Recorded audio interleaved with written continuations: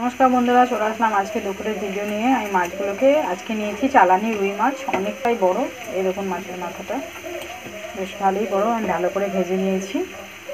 আর এই যে খেড়ো দিয়ে আলু দিয়ে সজনে ডাঁটাটাকে 5 ফোড়ন আর পেঁয়াজ দিয়ে হালকা করে ভেজে নেবে, এবার তুলে নেব।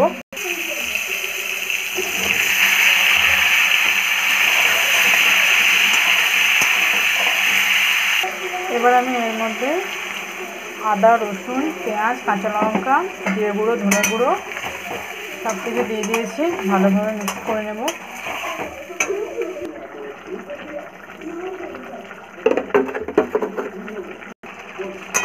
নুন আর হলুদ দিলাম।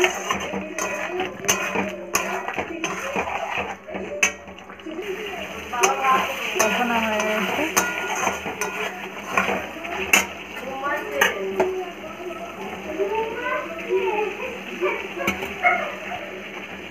ভেজে রাখা ডাঁটাটা দিয়ে দিয়েছি।